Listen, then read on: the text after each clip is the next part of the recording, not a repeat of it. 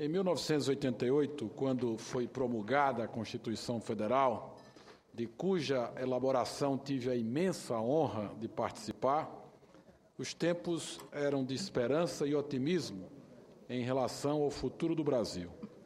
A educação passava a ser um direito fundamental e esperava-se que, a partir de então, fossem tomadas as medidas necessárias para que todos os brasileiros tivessem acesso a uma educação pública de qualidade. Seria leviano de minha parte ignorar os grandes avanços que fizemos nos últimos anos, tais como a queda nos índices de analfabetismo, o aumento da disponibilidade de vagas com a quase universalização do acesso à escola, a diminuição dos índices de abandono e de repetência e até a melhoria da infraestrutura do transporte escolar. Mas também, senhor presidente, seria leviano não mencionar os graves problemas que ainda enfrentamos, especialmente no ensino básico, que é de responsabilidade dos municípios, dos estados e do Distrito Federal. A pesquisa Síntese de Indicadores Sociais de 2014, divulgada pelo Instituto Brasileiro de Geografia e Estatística no ano passado, aponta que o Índice de Desenvolvimento da Educação Básica, o IDEB, nos anos finais do ensino fundamental, do 6º ao 9º ano, é de 4,2 em 10. O atraso escolar afetava 54% dos estudantes pobres entre 13 e 15 anos em 2013. Mais de 6% das crianças e adolescentes na faixa etária de 6 a 14 anos ainda estavam fora das salas de aula até o final do ano passado.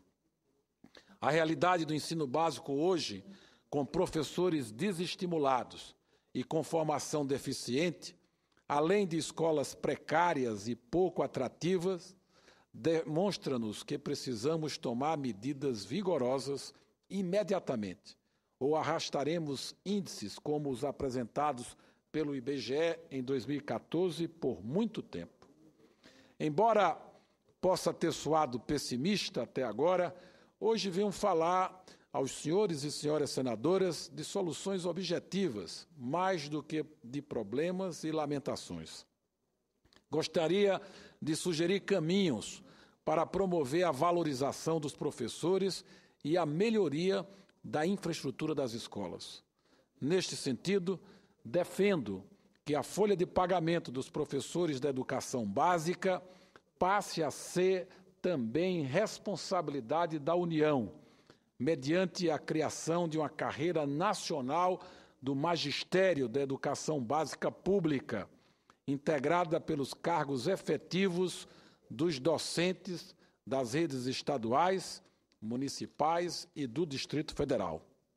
Desse modo, seria possível promover a verdadeira isonomia entre profissionais da educação de todo o território nacional, corrigir os valores dos salários e preservar a regularidade e a pontualidade dos pagamentos, como forma de reconhecimento da importância dos nossos docentes. Essa medida nos permitirá corrigir as distorções nacionais, garantir remuneração mais justa aos que lutam na sala de aula e estimular os jovens a cursarem as licenciaturas. Nas escolas, os efeitos dessa mudança seriam sentidos de inúmeras formas, desincumbidas do imenso ônus das folhas de pagamento dos professores. Os municípios, os estados e o Distrito Federal poderiam redirecionar recursos para melhorar a infraestrutura física dos estabelecimentos de ensino, adquirir recursos tecnológicos e materiais didáticos, implantar programas educacionais inovadores, investir em laboratórios, em espaços para práticas esportivas, atividades artísticas e profissionalizantes, bem como aumentar a qualidade e a disponibilidade da merenda escolar, por exemplo. Adicionalmente, o enquadramento dos professores da educação básica em uma carreira nacional única organizada e mantida pela União, permitiria um salto em direção à equidade entre os sistemas de ensino, na medida em que eliminaria discrepâncias em termos remuneratórios e de carreira entre os professores dos diferentes estados e municípios brasileiros. Embora o quadro que eu conheça com mais detalhe seja do meu estado, a proposta transcende as fronteiras de Pernambuco, porque muitos dos municípios brasileiros, especialmente aqueles com arrecadação mais tímida, comprometem percentuais altíssimos de seus recursos com a folha de pagamento dos professores e depende, inclusive, de complemento da União para fazer frente a essas despesas. Para aqueles que acreditam, senhor presidente, que o governo federal não tem condições de bancar a proposta, lembro que uma das metas do Plano Nacional de Educação é a de destinar 10% do PIB para a educação. Serão mais de 200 bilhões nos próximos 10 anos. Para alcançar tais metas, a União, os estados e municípios terão de incrementar substancialmente o volume de recursos para o ensino. A fatia do governo federal poderia ser canalizada de forma prioritária para cobrir os gastos com o pagamento dos professores do ensino básico. Não se trata de um agravo ao federalismo brasileiro, já que a colaboração entre 3 esferas de governo para a manutenção e desenvolvimento do ensino já está prevista na Constituição Federal e na Lei de Diretrizes e Bases da Educação. O Plano Nacional de Educação, aprovado no dia 25 de julho do ano passado, também prevê o incremento da participação do governo federal na educação básica. Porém, a legislação não indica, pelo menos até o momento, as bases em que ocorrerá essa colaboração.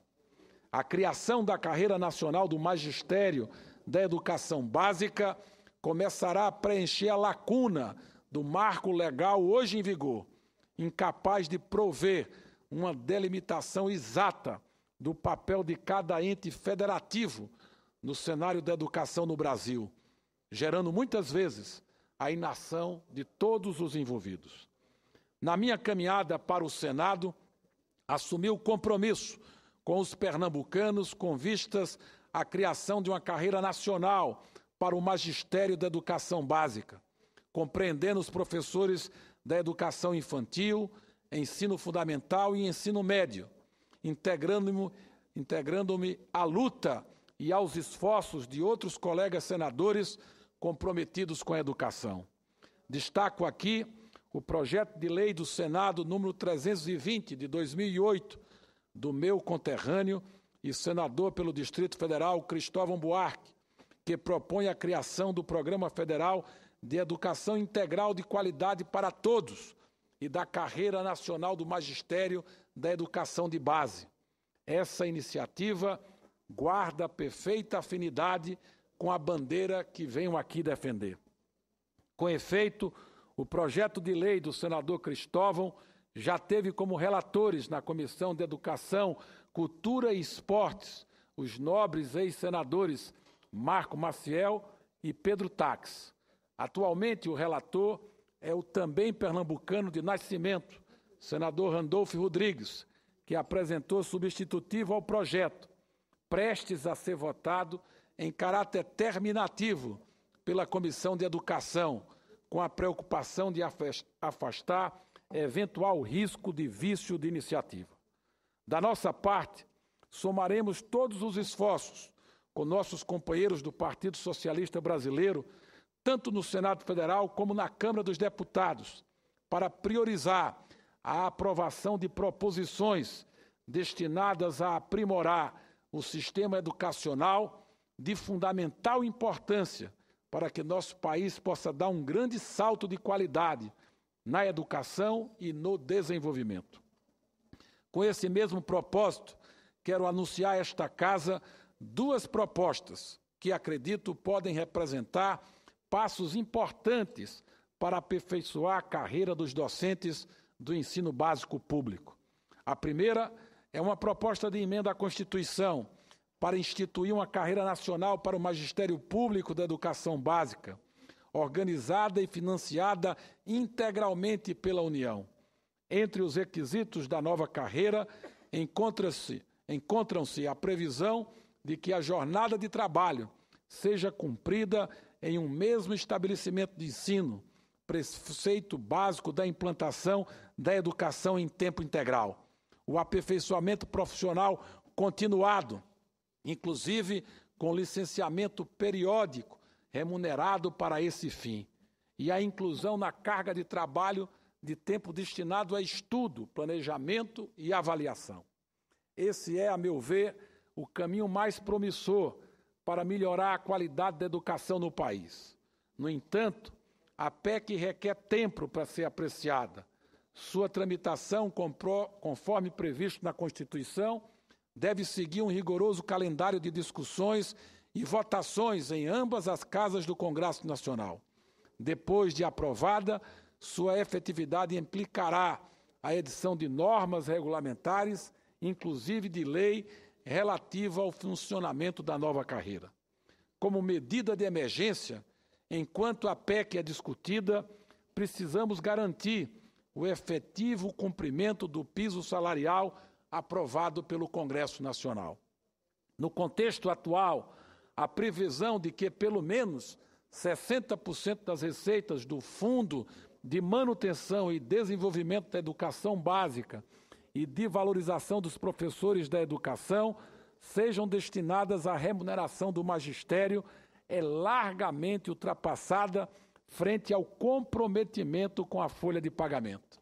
De fato, o percentual do Fundeb empregado no pagamento de professores, em muitos casos, vai de 90% a 100% dos recursos do Fundeb.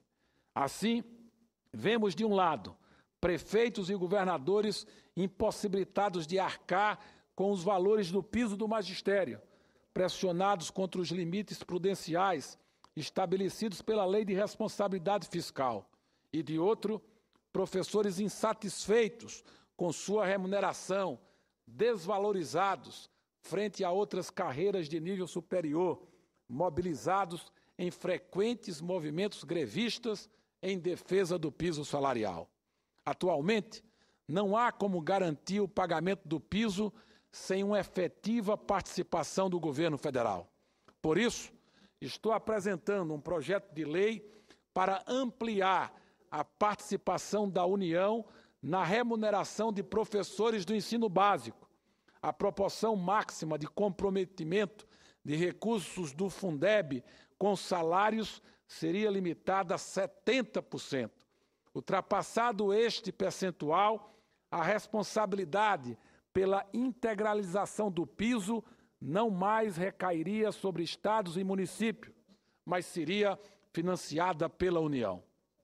Essa medida, cuja tramitação e implementação é mais simples, poderá, estou convicto, melhorar a curto prazo as condições salariais dos profissionais da educação, enquanto a federalização da carreira dos docentes estiver em processo de tramitação, aprovação e implementação. Senhoras e senhores senadores, uma educação de qualidade capaz de induzir a mudança social que tanto almejamos depende em grande medida do devido reconhecimento ao profissional da educação. Sem professores qualificados e estimulados, jamais chegaremos ao futuro que esta nação merece. Em defesa desta bandeira, submeto essas duas propostas à apreciação dos senhores senadores, na esperança de poder contribuir para o efetivo avanço da educação em nosso país. Senhor presidente, e para concluir, eu não poderia, nessa véspera de feriado, trazer aqui a minha inquietação, a minha preocupação com a demora do governo federal em tomar uma decisão em relação ao suprimento de água para os perímetros irrigados da região de Petrolina. Nós tivemos a realização de uma audiência pública sob a presidência da senadora Ana Amélia, na minha cidade, aonde foram encaminhadas duas questões.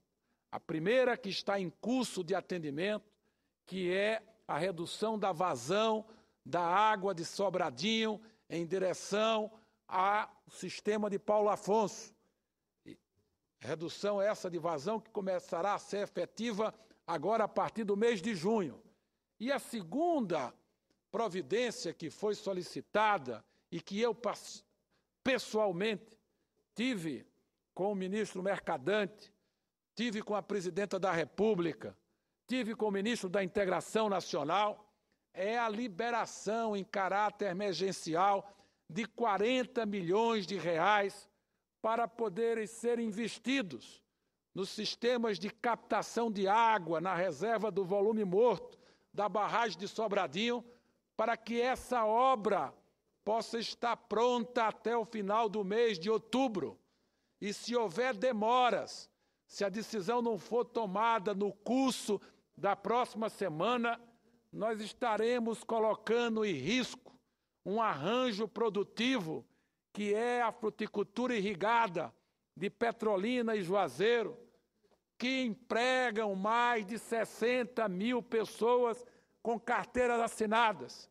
Portanto, eu quero aqui, desta tribuna do Senado, quero aqui levar o meu apelo ao líder do governo, o senador Delcídio Amaral, que ontem tive falando desta situação, e renovar o meu apelo ao governo federal para que tome uma providência imediata, liberando os recursos para que a Codevasf possa iniciar de imediato a contratação dos serviços do empreendimento, que irá evitar o colapso da produção de frutas na região de Petrolina. Muito obrigado. Muito bem, senador.